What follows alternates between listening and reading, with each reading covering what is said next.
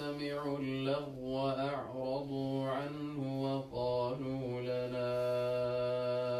أعمالنا ولكم أعمالكم سلام عليكم لا نبتغي الجاهلين